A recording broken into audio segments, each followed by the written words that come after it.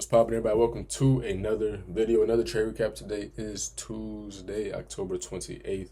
I'm going to be walking you guys through the four trades I took today. I took one break even and I took three losses. Now, today is probably the first day in a decent amount of time where I genuinely felt like I did everything right and I still just didn't come out on top. I made one mistake, but that was towards the end. I think for the most part, I did everything I wanted to do. I followed my plan, and I just didn't come out on top. And it was very frustrating today. I'm not gonna lie, it's a very frustrating feeling. I do not feel the best after today. But gotta show up every day, and we're gonna walk you through what we did. So coming into the day, this blue box, I might wonder what this is. This blue box right here I've highlighted is Asia's dealing range. I hate this. This blue box I've highlighted is Asia's dealing range from Asian session. And usually when we tap into these ranges, you can see price react from them, which is exactly what we did. We did it specifically on ES, as y'all can see. This is the same thing on ES, and we completely dumped. Now, the issue with today was everything was all over the place, and I was really just trying to navigate it to the best of my abilities. ES was selling off, and Q was not. YM was doing what it was doing. DXY was doing something. It was just a whole lot today. Honestly, probably could have been better to just watch from afar. But yeah, that was that. So my main thing I seen, we had an unfilled 15. Jeez, my eye. We had an unfilled 15-minute here at this low. And so I'm watching NQ to see what we can do. Now, I did not take this initial short here. The reason I did not take this initial short was because I really just wanted to see more. Something about it just didn't sit right with me. The overall higher time frame was still bullish. We had an SMT at these lows, and we also, to me, the overall hourly daily profile was bullish. I still wanted to see higher from this.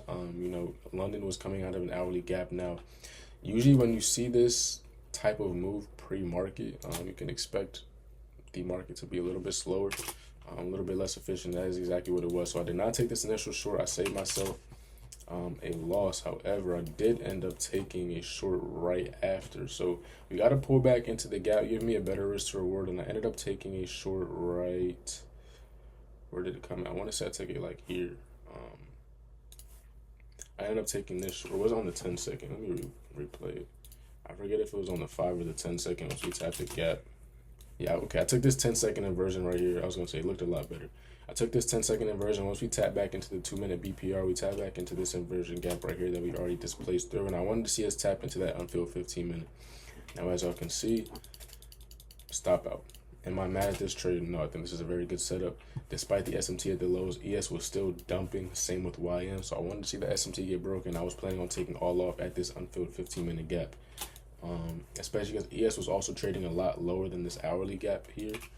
ES was trading beneath this hourly, so I'm expecting ES to potentially want to come and take London low at the time. So I'm not mad at this trade at all. V-shaped 3-candle inversion after tapping a higher time frame rejection point. Not mad at that. Second trade I ended up taking the trade I ended up avoiding, actually. I avoided two trades that were both winners, which is very frustrating. The first one ended up coming here. The first one was the long off of open. The open long was very clean, and I'm going to tell y'all why. The reason I did not take it is because I do not trade pre-market anymore. But we had an SMT. We had an SMT at these lows right here, and we had an inversion fair value gap with an area of interest resting above us. This was the long I was considering on taking. This was what I would have taken if I was planning on trading pre-market, but I didn't. I don't trade pre-market anymore. Did not take that. Second trade that I did not touch that ended up playing out. And the reason I didn't touch this one was just because I wanted more context, in all honesty. I wanted more from the market. I wasn't fully confident in this.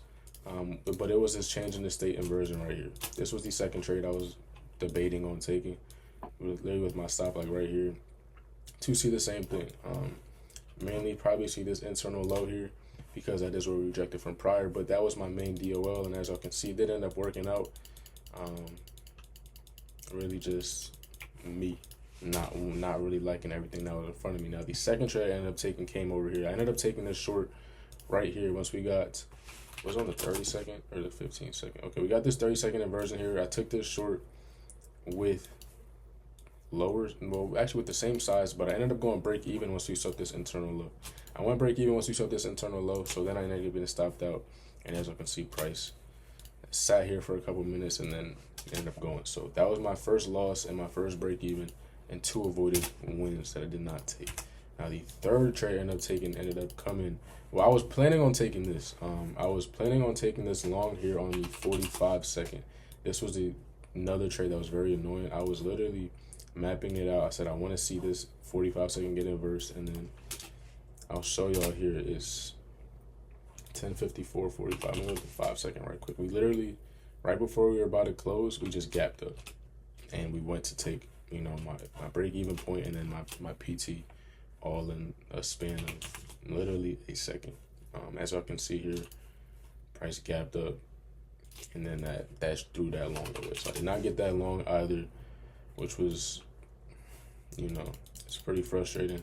And then the last 2 trades I ended up taking came here. I ended up taking this initial short once we pulled back after 10 a.m. Got this change in the stay here after respecting the gap, and we also closed below the EMA. So this was my short, and I ended up getting stopped out, and I ended up retrying it right after we had a V-shaped recovery slightly after. I want to say it came, well, I can't even see where it came at. Jesus, this is ugly. It came, yeah, right there after I got stopped out, and I got instantly stopped again. So 4 losses, a break even, or 3 losses, a break even, and 3 wins that I did not get to capitalize on. So a very just disappointing, frustrating day. I ended up losing my 3 alpha evals today. Those accounts, all 3 of those got blown. I still have all my take profit accounts. Those are down like $600 per account. Or actually, let me show y'all. Let me get out of replay mode. They're down like 6 something per account right now. Oh wait, hold on. Okay, I'm incorrect. They're actually down 1,000 per account. Did not know I was down that much on the day. I'm not gonna lie. That's kind of bad. Definitely did not think I was down that much on the day, but you know, yeah, I don't really have too much else to say. Pretty bad day for me. Pretty frustrating. I'm pretty, I don't know, not the best day, but we'll be back. We'll come back better, make better choices, and just try to be better with the execution. That's really all you can do. Just try to journal it, learn from it, and move forward. So with that being said, I'm gonna catch y'all in the next one. Hope you'll have a blessed day, and yeah, hope y'all can learn from this. Y'all have a blessed one. Like, comment, subscribe, join the free Discord if you have not already, and thank you for watching. Peace out.